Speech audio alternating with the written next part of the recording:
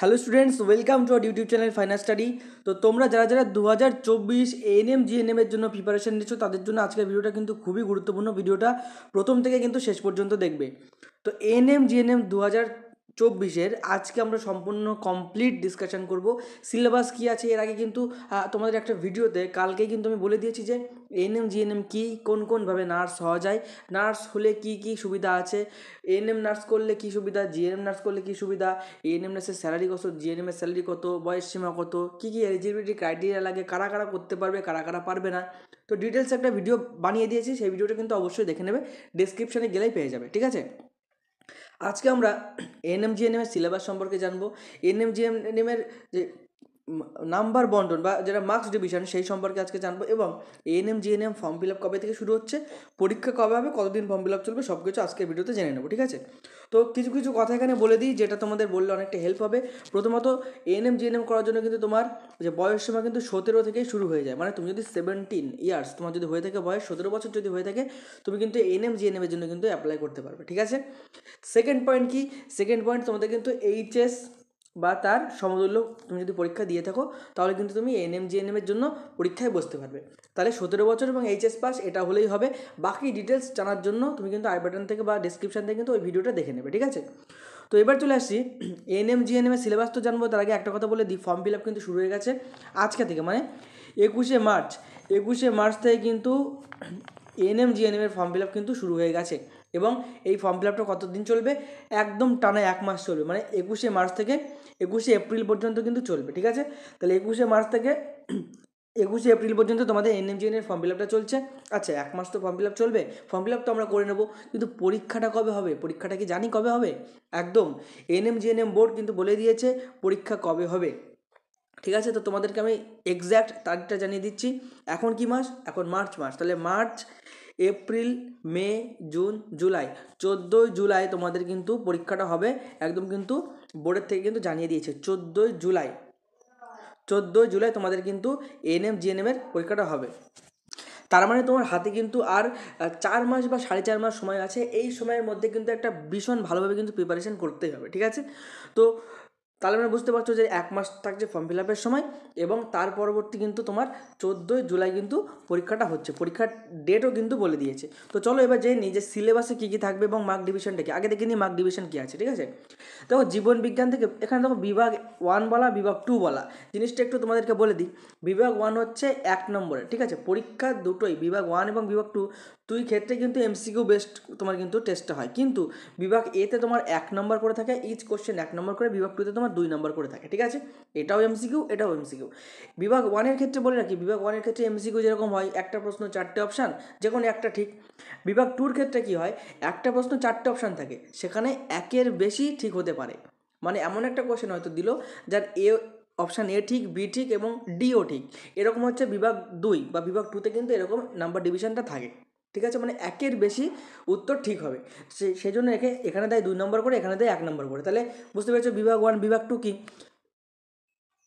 এবার জীবন বিজ্ঞানের ক্ষেত্রে দেখো, বিভাগ 1-এ তোমার 30টা এমসিকিউ থাকবে, বিভাগ 2তে কিন্তু 10টা থাকবে। তাহলে এই 30-এর জন্য 30 নাম্বার, এই 10-এর জন্য 10 দুগুণে 20 নাম্বার, টোটাল কিন্তু তোমার 50 নাম্বার থাকবে, 40টা কোশ্চেন 50 নাম্বার। ভৌত বিজ্ঞানের ক্ষেত্রে দেখে নাও, ভৌত বিজ্ঞান তোমার বিভাগ এতে থাকবে, মানে বিভাগ 1-এ থাকবে 15 নাম্বার, এবং বিভাগ 2-তে 5টা থাকবে, যে 5 দুগুণে 10 নাম্বার, তাহলে 15 আর 10-এ 25 নাম্বার কিন্তু তোমার থাকছে, দেখে নিতে পারো 25 নাম্বার থাকছে তোমার ভৌত বিজ্ঞানে, ঠিক আছে।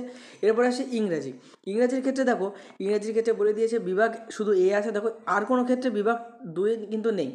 বিভাগ 1 এবং বিভাগ 2 কিন্তু শুধুমাত্র ভৌত বিজ্ঞান এবং জীবন বিজ্ঞানের জন্য, অন্য কোনো ক্ষেত্রে কিন্তু বিভাগ 2 থাকবে না।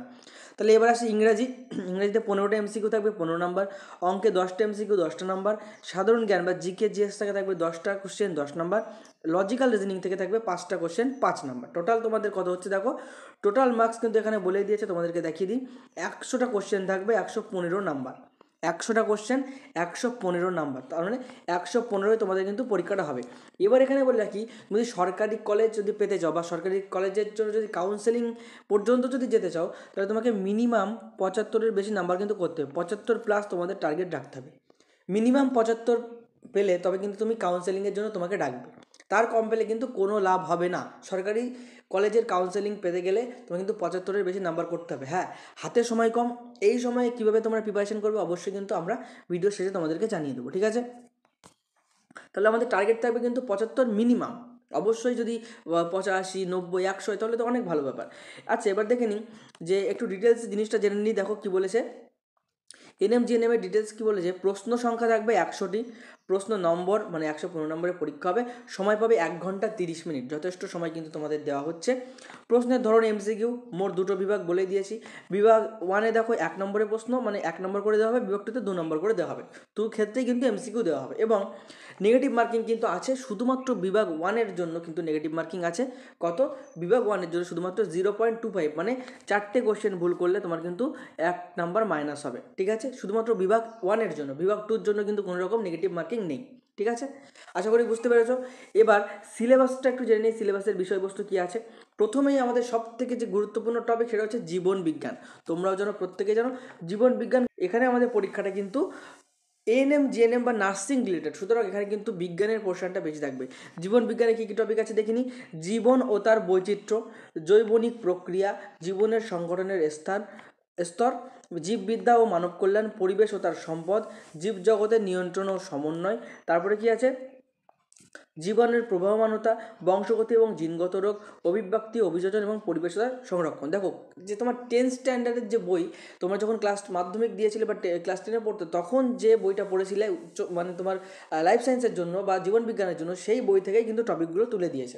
তো এই টপিকগুলো যদি তুমি যদি ভালোভাবে প্রিপেয়ার করো তাহলে কিন্তু তোমার 50 নাম্বার কিন্তু এখান থেকে চলে আসছে। কারণ লাইফ সায়েন্সে আমরা দেখেছি 50 নাম্বার আছে, 30 আর ওদিকে 20, মানে বিভাগ এতে 30, বিভাগ বিতে তোমার 20, টোটাল কিন্তু 50 নাম্বার এখান থেকে কমন পেয়ে যাচ্ছ। মানে এই কটা চ্যাপ্টার যদি ভালোভাবে পড়ে যাও, তোমাদের কিন্তু সম্পূর্ণ ধরে ধরে এই যে দেখছো না চ্যাপ্টার, এই চ্যাপ্টারের ক্লাস সম্পূর্ণ ধরে ধরে একদম বেসিক থেকে একদম 0 থেকে হিরো পর্যন্ত তোমাদের কিন্তু ক্লাস করানো হবে। তার উপরে এমসিকিউ করানো হবে, মক টেস্ট নেওয়া হবে, প্র্যাকটিস নেওয়া হবে আমাদের ব্যাচে, ঠিক আছে? ব্যাচ সম্পর্কে পরে বলছি। এবার আসে ভৌতবিজ্ঞান। ভৌতবিজ্ঞান দেখো পরিমাপ, বল ও গতি, পদার্থের ধর্ম ও গঠন ও ধর্ম, পরমাণুর গঠন ও পরমাণুর ভৌত রাসায়নিক ধর্ম, শক্তির কার্য ও ক্ষমতা, তারপরে তাপ, শব্দ, পরিবেশের জন্য ভাবনা, গ্যাসের আচরণ, রাসায়নিক গণনা, তাপের ঘটনাসমূহ, আলো, পরমাণু নিউক্লিয়াস, পদার্থের ভৌত রাসায়নিক ধর্ম। দেখো জীবন বিজ্ঞানে যেরকম ভীষণ একটা ওয়েটেজ রেখেছিল, এখানে সিলেবাসের ওয়েটেজও কিন্তু সেম, যদিও ভৌতবিজ্ঞান থেকে কিন্তু কোশ্চেন বেশি আসবে না। কোশ্চেন কটা আসবে, 15-10-25 আসবে, ঠিক আছে? তাহলে ভৌতবিজ্ঞান থেকে কিন্তু 25 নম্বরের কোশ্চেন আসবে, যার জন্য কিন্তু এতগুলো চ্যাপ্টার পড়তে হবে। এখানেও তোমাদের কিন্তু একদম বেসিক থেকে করানো হবে। তার কারণ শুধু এমসিকিউ প্র্যাকটিস করে কিন্তু এখানে হবে না, তার কারণটা আমি বলে দিচ্ছি। তোমরা যদি মনে করো যে না অন্যান্য ইউটিউব চ্যানেল বা অন্যান্য কিছু যেসব জায়গায় আমরা পাচ্ছি হাবিজাবি সব কিছু পড়ে যাব বা ওইগুলো দেখে গেলেই হয়ে যাবে, তা কিন্তু না। কারণ এখানে কিন্তু শুধু এমসিকিউ প্র্যাকটিস করলে হবে না, কারণ বিভাগ টুতে কিন্তু ক্লিয়ারলি বলা হয়েছে একটা কোশ্চেনের মাল্টিপল অ্যান্সার হতে পারে, ঠিক আছে? মাল্টিপল অ্যান্সার মানে একের বেশি উত্তর হতে পারে। সেক্ষেত্রে তুমি যদি একটা উত্তর জেনে থাকো তাহলে কিন্তু হবে না। তার মানে যারা ডিটেলস ক্লাস করবে, বেসিক থেকে একদম অ্যাডভান্স পর্যন্ত বুঝবে, তারাই কিন্তু ওই অ্যান্সারগুলো করতে পারবে। তা না হলে এমসিকিউ করে কিন্তু এখানে 75 পাওয়া যাবে না। পরিষ্কার কথা বলে দিচ্ছি, 75 কিন্তু পেতে হবে, মিনিমাম 75। সেটা পেতে গেলে কিন্তু ভালোভাবে প্রস্তুতি নিতে হবে। এবং এমন না যে ভীষণ পড়তে হবে বা 24 ঘন্টা পড়তে হবে, তা কিন্তু না। সঠিক স্ট্র্যাটেজি এবং স্মার্ট স্টাডির সাথে তুমি যদি পড়ো, তুমি কিন্তু ইজিলি কিন্তু পরীক্ষাটা কিন্তু ক্র্যাক করা খুব একটা কঠিন কিছু না। আর নার্সিং কিন্তু কোনোদিন শেষ হবে না। আমি আগেও বলেছি, কালকের ভিডিওতে বলেছি, 3000 জন রুগী প্রতি একটা হসপিটাল বা একটা নার্সিংহোমে 3000 জন রুগী প্রতি মাত্র 5 জন করে নার্স আছে। তাহলে বলো এটা কি যথেষ্ট? 3000 রোগীকে যদি 5 জন নার্স কোনদিন সামলাতে পারে? এটা কিন্তু রেশিও বা অনুপাতে দাঁড়াচ্ছে যে 3000 জন রোগী প্রতি 5 জন মাত্র নার্স আছে। তো এটাকে কিন্তু সরকার বাড়ানোর চেষ্টা করছে। কিন্তু এমন তো না যে আচ্ছা ঠিক আছে এখন অত করে দিতাম, বেশি করে ভ্যাকান্সি করে দাও, বেশি করে নিয়ে নাও, তা কিন্তু না।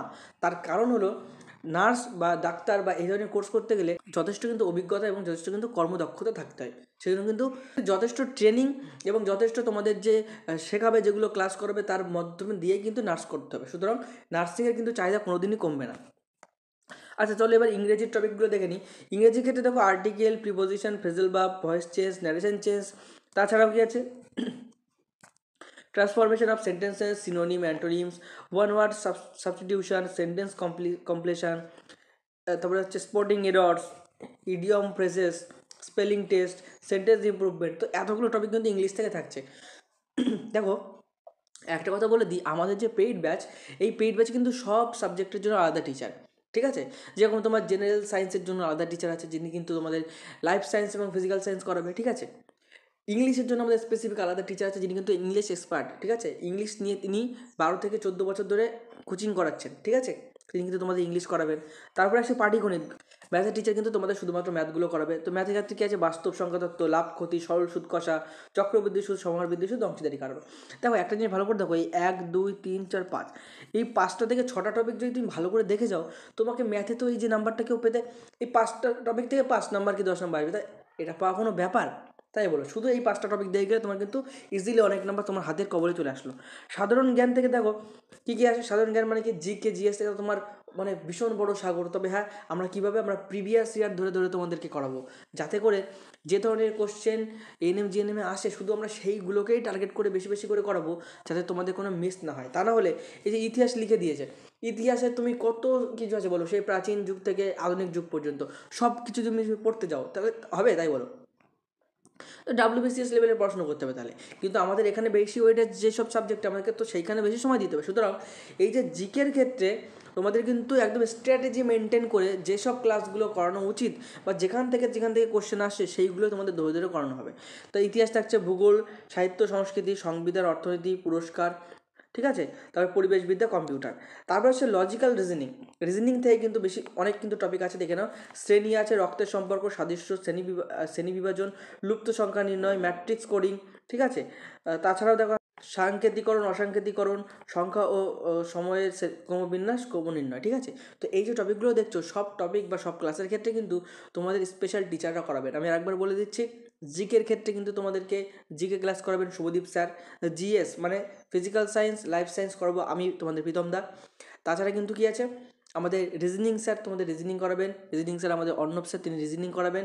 ম্যাথের জন্য তোমাদের মানস স্যার আছে, যিনি কিন্তু ম্যাথ গাইড করবেন। এবং তোমার ইংলিশের জন্য কিন্তু দিলীপ স্যার আছে, যে দিলীপ স্যার কিন্তু তোমাদের সম্পূর্ণ ইংলিশটা কভার করিয়ে দেবেন। তো আমাদের প্রত্যেকটা সাবজেক্টের জন্য আলাদা আলাদা টিচার, এক্সপার্ট টিচার আছেন, যারা কিন্তু তোমাদেরকে ক্লাস করাবেন। এবার বলে রাখি আমাদের ক্লাসে কীভাবে জয়েন করবে, সেক্ষেত্রে একটু বলে রাখি, আমাদের ক্লাস 21শে মার্চ, যেরকম ফর্ম ফিল আপ শুরু হচ্ছে 21শে মার্চ থেকেই আমাদের ক্লাস শুরু হচ্ছে। তো 21শে মার্চ থেকে আমাদের ক্লাস শুরু হচ্ছে, তোমরা ভর্তি হতে পারো। চেষ্টা করবে প্রথমে তাড়াতাড়ি করে ভর্তি হয়ে ক্লাসে জয়েন করতে, ঠিক আছে। 21শে মার্চ থেকে ক্লাস শুরু হচ্ছে। রুটিনটা আশা করি স্ক্রিনের উপরে দেখতে পাচ্ছ। এই রুটিন অনুযায়ী কিন্তু তোমাদের সম্পূর্ণ কিন্তু ক্লাস করানো হবে প্রতিদিন, সপ্তাহে 7 দিনই কিন্তু ক্লাস থাকবে। এবং তাছাড়া জিকে ক্লাস কিন্তু প্রায়ই থাকবে, কারণ জিকে একটা হিউজ সিলেবাস, ঠিক আছে, প্রত্যেকটা থাকবে। এবং এই এএনএম জিএনএম এর প্রিপারেশন নিয়ে কিন্তু তুমি অন্যান্য পরীক্ষার ক্ষেত্রেও কিন্তু অ্যাপ্লাই করতে পারবে। ব্যাচে জয়েন করার জন্য আমি বলে দিচ্ছি, তোমার ডেসক্রিপশানেও নাম্বারটা পেয়ে যাবে। তাও নাম্বারটা আমি আরেকবার এখানে বলে দিচ্ছি, 8207092579। এই নাম্বারে আমাকে হোয়াটসঅ্যাপ করবে, হোয়াটসঅ্যাপ করে লিখবে নার্সিং ব্যাচ, তাহলে বুঝতে পারবো তোমার সাথে আমি কমিউনিকেশন করে নেবো, মেসেজ করে নেবো, ঠিক আছে। হোয়াটসঅ্যাপ করবে এই নাম্বারে, তোমাদের সাথে আমি কথা বলে তোমাদেরকে ব্যাচে জয়েন করে নেবো, ঠিক আছে। এএনএম জিএনএমে 75+ টার্গেট কিন্তু রাখতে হবে, এবং যেটা কিন্তু এই ফ্রি ক্লাস বা ইউটিউবের ক্লাস বা এগুলো দেখে কিন্তু হয় না। হ্যাঁ, অবশ্যই আমরাও তোমাদের জন্য ফ্রি সেশন অবশ্যই ইউটিউবে আনবো। যারা অন্যান্য জায়গায় প্রিপারেশান নিচ্ছ, বা যারা প্রিপারেশান নিতে চাও না, বাড়ি বসে নিজে নিজে সেলফ স্টাডি করতে চাও, প্রত্যেকে আমাদের চ্যানেলটা সাবস্ক্রাইব করবে, সেখানে ফ্রি ক্লাস পাবে। কিন্তু ভীষণ একটা গাইডেন্সের সাথে ওই যে 75+-এর টার্গেটটা, ওটা যদি পূরণ করতে হয়, তাহলে কিন্তু অবশ্যই আমাদের পেইড ব্যাচে যুক্ত হলে তোমাদের ক্ষেত্রে সেটা বেশি বেটার হবে, ঠিক আছে। তো এই নাম্বারে একবার আমার সাথে যোগাযোগ করবে। আশা করি এএনএম জিএনএম সম্পর্কে সমস্ত কিছু বুঝিয়ে দিয়েছি। পরীক্ষা কিন্তু 14ই জুলাই হচ্ছে, ফর্ম ফিল আপ শুরু হয়ে গেছে, তোমরা ফর্ম ফিল আপ করতে শুরু করে দাও। এবং ফর্ম ফিল আপ করে তোমরা কিন্তু পরীক্ষার প্রিপারেশান খুব জমিয়ে কিন্তু প্রিপারেশান নেওয়া শুরু করে দাও, ঠিক আছে। আজকে ভিডিওটা এখানে শেষ করছি, দেখা হবে কোনো পরবর্তী ভিডিও, কোনো নতুন টপিক নিয়ে। ততক্ষণ পর্যন্ত সুস্থ থেকো, ভালো থেকো, পড়াশোনা করতে থাকো। জয় হিন্দ, জয় ভারত।